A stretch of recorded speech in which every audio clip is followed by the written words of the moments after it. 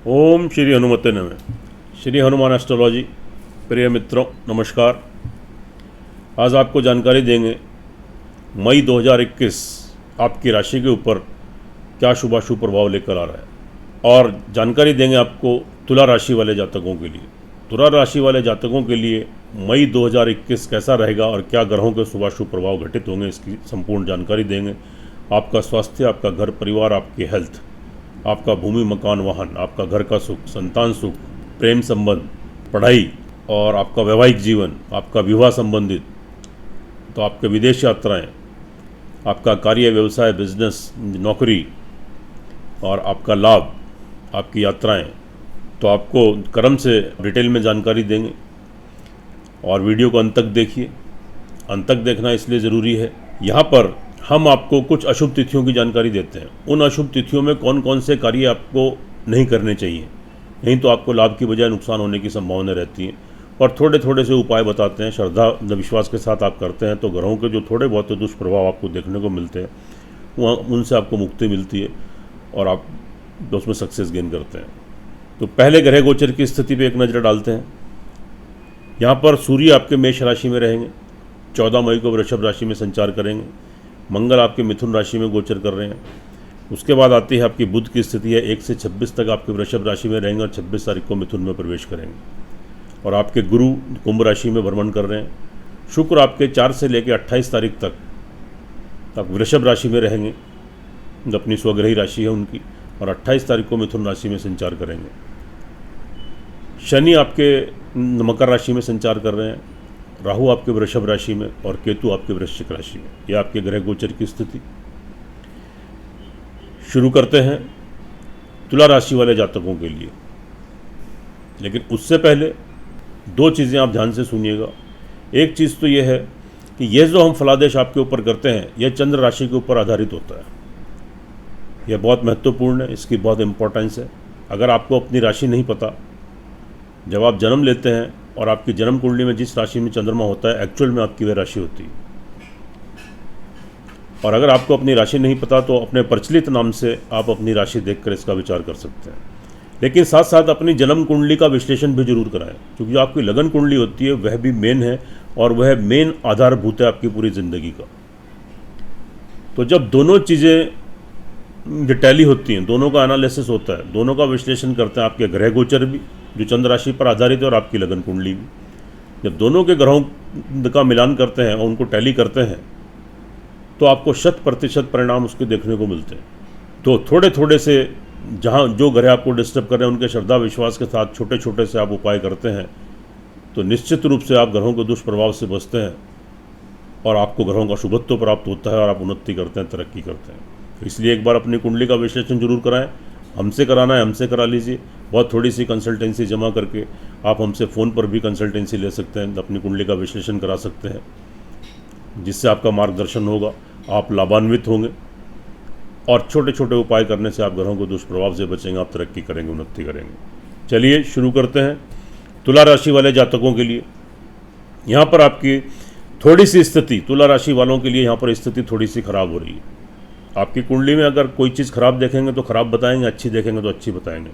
तुला राशि वालों के लिए आपके लग्नेश जो शुक्र हैं, हालांकि वह अपनी ही राशि में है लेकिन 8th हाउस में चले गए, और वहीं पर बुध भी हैं। बुध के साथ ये लक्ष्मी योग बनाते हैं और 12 दिन के लिए वहीं पर सूर्य भी, वहाँ पर सूर्य के साथ जो बुध रहेंगे तो यह आपका बुधादित्य योग भी बनाएंगे। और लेकिन वहाँ पर राहु भी है तो इसलिए एक सूर्य के साथ अंगारक दोष भी बन रहा है, ग्रहण दोष बन रहा है। तो थोड़ी सी प्रॉब्लम तुला राशि वालों के लिए, थोड़ा आपका शारीरिक और मानसिक संतुलन गड़बड़ा सकता है। इरिटेशन, फ्रस्ट्रेशन, कन्फ्यूजन, बनते कामों में अड़चने, रुकावटें, आपका कॉन्फिडेंस लूज होगा, आपकी कार्यशैली, कार्य करने की क्षमता थोड़ी वीक हो जाएगी, आपकी व्हील पावर थोड़ी लूज हो जाएगी, आपकी इच्छा शक्ति, दृढ़ शक्ति में थोड़ी कमी आएगी और कन्फ्यूजन्स की स्थिति बढ़ेगी। और थोड़े हेल्थ इश्यूज, थोड़ी नसों की हड्डियों की प्रॉब्लम, यूरिन की प्रॉब्लम, प्रोस्टेट की प्रॉब्लम, अगर महिलाएं हैं तो उनको तो यूट्रस में प्रॉब्लम, सिस्ट की प्रॉब्लम, हड्डियों की नसों की प्रॉब्लम, ये सारी चीज़ें, कोई ब्लॉकेज, तो ये सारी चीज़ें आपको यहाँ पर क्रिएट हो सकती हैं। तो थोड़ा शारीरिक और मानसिक संतुलन थोड़ा गड़बड़ाएगा, तो यहाँ पर ध्यान देने की ज़रूरत है और ख़ास तौर से तुला राशि वाले जातकों को कुछ उपाय करने की ज़रूरत है। लेकिन अगर आपकी कुंडली में ग्रहों की दशा अंतर्दशा आपके पक्ष में मजबूत चल रही है तो आपको बहुत ज़्यादा नुकसान नहीं होगा। और अगर वहाँ भी दशा अंतर्दशा आपके पक्ष में नहीं है तो मान के चलिएगा कि 80-90% तक फिर स्थिति आपके प्रतिकूल रहेगी। तो इसलिए आपको कुछ उपाय करने बहुत ज़रूरी है, ये अंत में बताएंगे, ध्यान से सुनिए और उपाय कीजिएगा। नहीं तो आप थोड़ी सी परेशानी में, अगर आपकी कुंडली में दशा अंतर्दशाएँ आपके पक्ष में नहीं चल रही हैं, वहाँ स्थिति अनुकूल नहीं है, तो थोड़ी आप परेशानी में पड़ सकते हैं मई के माह में। धन परिवार की दृष्टि से बात करें तो यहाँ भी स्थिति थोड़ा परिवार वालों से मनमुटाव, थोड़े मतभेद, अचानक आपके जमा धन में कमी, पैसे का वेस्ट एक्सपेंडिचर, कोई नुकसान, व्यर्थ का खर्चा, ये सारी चीज़ें आपको यहाँ क्रिएट हो सकती हैं। थोड़ा क्रोध पर और वाणी के ऊपर कंट्रोल करें, नहीं तो परिवार में कोई वाद विवाद, लड़ाई झगड़ा आपका बढ़ सकता है।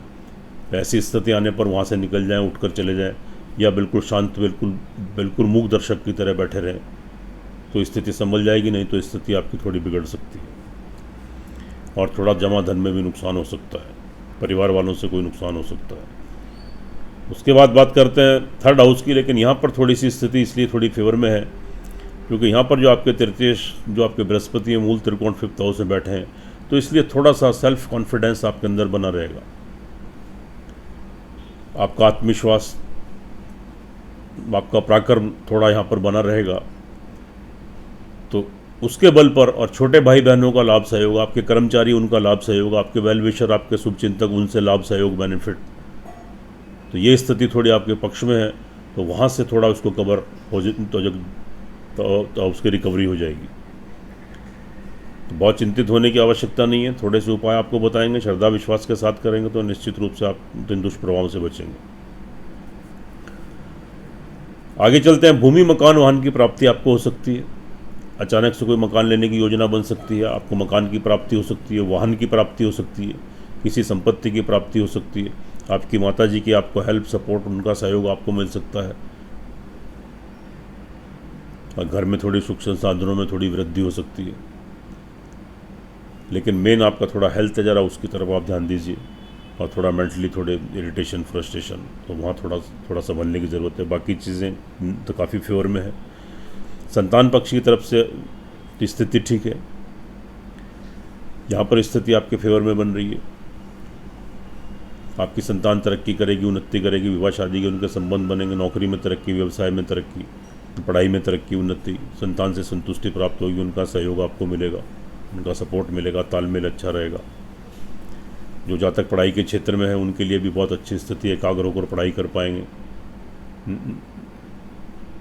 कोई कोर्स करना है, कोई डिग्री करनी है तो कीजिए, एडमिशन लीजिए, तो आपको प्रवेश मिलेगा और आगामी उसके आपको परिणाम अच्छे प्राप्त होंगे।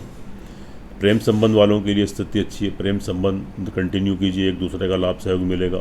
जो मतभेद, डिफरेंसेस थे वह आपके दूर हो जाएंगे, और उसमें विवाह शादी में भी आपका रिलेशन तब्दील हो सकता है, नए प्रेम संबंध बन सकते हैं। तो अच्छी स्थिति है, कंटिन्यू कीजिए। नौकरी पक्ष वालों के लिए भी ठीक है, फेवर में रहेगा, अचानक से नौकरी लगने के योग बनेंगे, नौकरी में तरक्की, उन्नति, शत्रुओं से थोड़ा छुटकारा मिलेगा, उनसे मुक्ति मिलेगी। कोई ऋण और रोग आपके ऊपर चल रहा है तो वहाँ से मुक्ति मिलेगी,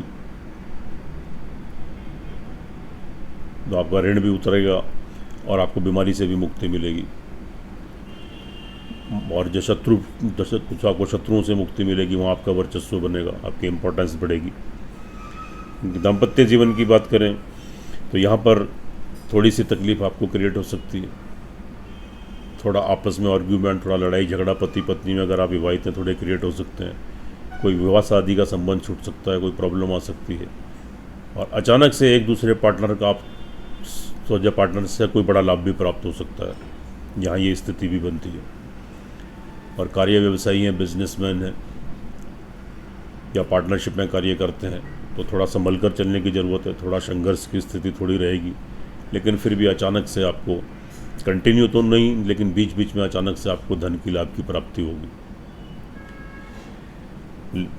लेकिन जैसा हमने बताया कि कोई चोट फिट, दुर्घटना, हॉस्पिटलाइज होना, कोई संक्रमण की बीमारी, या जो बीमारियां हमने आपको बताई है, कोई किडनी की बीमारी, आपको यूरिन की बीमारी, प्रोस्टेट की बीमारी, हड्डियों की नसों की प्रॉब्लम, कोई इन्फेक्शन, कोई फ्लू, कोई वायरस, हॉस्पिटलाइज होना, कोई चोट फिट, दुर्घटना, एक्सीडेंट, ये सारी चीज़ें घटित हो सकती हैं। थोड़ा संभलने की ज़रूरत है, उपाय करने की ज़रूरत है।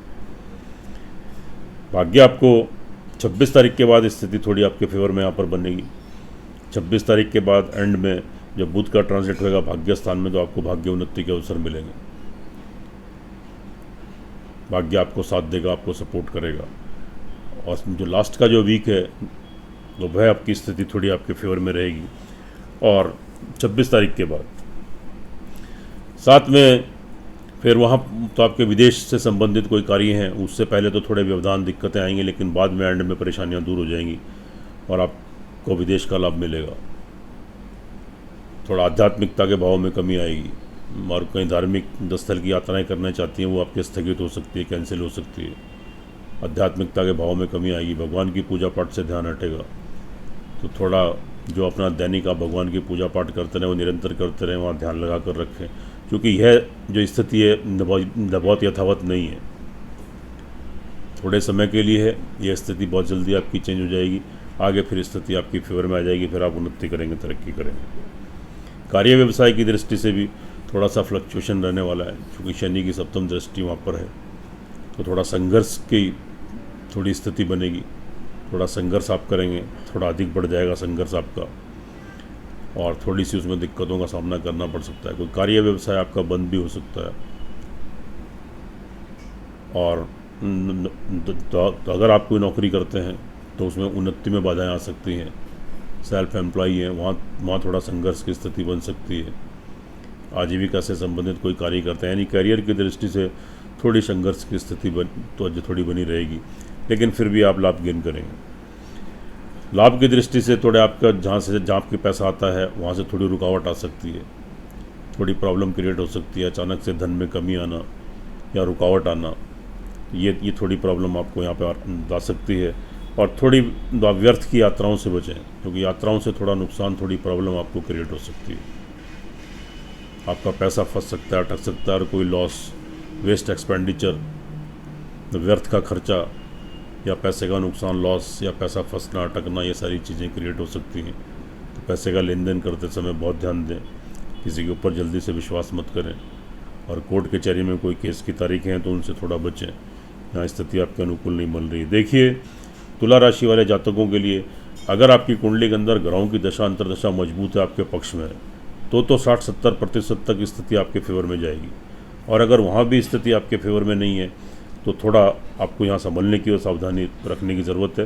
तो इसलिए एक बार अपने कुंडली का विश्लेषण जरूर करा लें, ताकि आपको उसके तो सही परिणाम क्या मिलने वाले हैं ये आपको पता चल जाए और आप उसके उपाय कर पाएँ। फिलहाल के लिए हम आपको उपाय बता देते हैं। पहले अशुभ तारीखों की बात करते हैं। तुला राशि वालों के लिए जो अशुभ तारीखें हैं वह आपकी 30-31 तारीख। आप भूमि मकान वाहन से संबंधित कोई लेन देन मत करें, नए घर में प्रवेश मत करें, नई गाड़ी घर में मत लाएं, और मकान वाहन से संबंधित, संपत्ति से, प्रॉपर्टी संबंधित कोई लेन देन मत करें। उसके बाद फिर आता है आपका 12-13-14 तारीख। 12-13-14 को आपके साथ कोई चोट फेट, दुर्घटना, हॉस्पिटलाइज होना, कोई बीमारी या कोई बड़ा लॉस, नुकसान ये घटित हो सकता है। थोड़ा ध्यान दें, सावधानी बरतें। और 22-23 तारीख को यात्रा आदि ट्रैवलिंग से बचें, यहाँ कोई नुकसान की संभावना, कोई प्रॉब्लम आपके साथ क्रिएट हो सकती है। थोड़ी दिक्कत है, लेकिन थोड़े उपाय करेंगे। उपाय के नाम पर अब आप थोड़ा सा ध्यान दीजिए और ध्यान से सुनिए उपाय क्या करने आपको। देखिएगा, इस माह जो ग्रह गोचर की स्थिति है वो तुला राशि वालों के लिए बहुत पक्ष और बहुत फेवर में नहीं है। लेकिन अगर जैसा मैंने कहा, अगर आपकी कुंडली में दशा अंतरदशा, आपकी कुंडली में जो आपकी जन्म कुंडली है जो मेन है, उसमें अगर ग्रहों की दशा अंतरदशा आपके पक्ष में है तो काफ़ी हद तक 60-70% तक आपको प्रोटेक्शन मिल जाएगा। तो नुकसान की कमी थोड़ी कम होगी, नुकसान की भरपाई हो जाएगी। लेकिन अगर वहाँ भी स्थिति फेवर में नहीं चल रही तो ये माह आपके लिए थोड़ा आपको टेंशन देने वाला है। तो इसलिए थोड़ी समझने की ज़रूरत है और उपाय करने की ज़रूरत है और अपनी कुंडली का विश्लेषण करवाने की ज़रूरत है। तो उपाय के तौर पर आप क्या कीजिए, ओम गंग गणपते नमः 108 टाइम्स, 108 बार या 27 बार बोलिए। उसके बाद आपने क्या करना है, ओम बुंग बुधाय नमः, ओम बुंग BUNG, ओम बुंग बुधाय नमः 108 बार, केवल 1-1.5 मिनट लगेगा 108 बार बोलने में। उसके बाद आपने ओम शुंग शुक्राय नमः 108 टाइम्स, ओम शुंग शुक्राय नमः 108 टाइम्स, ओम गंग गणपत्य नमः, ओम बुंग बुधाय नमः, ओम शुंग शुक्राय नमः। 3 मंत्र का जाप कीजिए, केवल 3 या 4 मिनट, मैक्सिमम 5 मिनट लगेगा। उसके बाद आपने क्या करना है, एक हनुमान चालीसा का पाठ करना है, और हनुमान चालीसा के बाद एक संकट मोचन हनुमानाष्टक, बाल समय रवि भक्ष लियो तब त्यों ही लोक भयो अंधियारो, एक संकट मोचन हनुमानाष्टक का पाठ करना है। 2 पाठ आपको प्रतिदिन करने हैं। तो ये आपकी मैक्सिमम पूजा, आपकी 10 मिनट की पूजा, बहुत ज़्यादा 24 घंटे में 10 मिनट तो आप निकाल ही सकते हैं। तो कोई गलत कार्य नहीं है, इससे आप ही को शुभ फल प्राप्त होंगे। और मंगलवार को आप प्योरिटी से, शुद्धता से रहें। हनुमान जी का लाल बूंदी का प्रसाद चढ़ाएं। मंदिर में नहीं जाते तो अपने घर में भी चढ़ा सकते हैं, और हनुमान जी की आरती कीजिए मंगलवार को। और हर बुधवार को हरी दुर्वा गणपति को दान करें, और हरा चारा गाय को खिलाएं। और शुक्रवार को सफ़ेद चावल से बनी खीर, या सफ़ेद बताशे, या सफ़ेद मीठे का कुछ भी प्रसाद आप दुर्गा जी के, लक्ष्मी जी के मंदिर में चढ़ाएं। मंदिर में नहीं जा सकते, अपने घर के मंदिर में चढ़ाएं। और चींटियों को पीसी हुई सफ़ेद शुगर प्रतिदिन खिलाएं, और पक्षियों को सफ़ेद चावल प्रतिदिन खिलाएं। यह थोड़े से उपाय हैं, बहुत सूक्ष्म से, इनको आप बहुत आराम से, बहुत इजीली कर सकते हैं। और अगर फिर भी कोई आपको दिक्कत आए, कोई परेशानी आए, तो स्क्रीन के ऊपर हमारे 2 नंबर दिए हुए हैं, तो आप हमसे संपर्क करके आप कॉल भी कर सकते हैं आफ्टरनून में कभी भी आप हमसे, और व्हाट्सएप करके भी आप पूछ सकते हैं इन उपाय के बारे में। तो हम आपको बिल्कुल उन उपायों की आपको जानकारी देंगे, आपका मार्गदर्शन करेंगे। और यह उपाय करने से आप निश्चित रूप से आप घरों के दुष्प्रभाव से बचेंगे। 80-90% तक आपको सुरक्षा प्रदान होगी, और आपको घरों का सुबत्व प्राप्त होगा। आप तरक्की करेंगे, उन्नति करेंगे, सुखी रहें, स्वस्थ रहें, हंसते रहें, मुस्कुराते रहें। जय श्री राम, जय श्री हनुमान।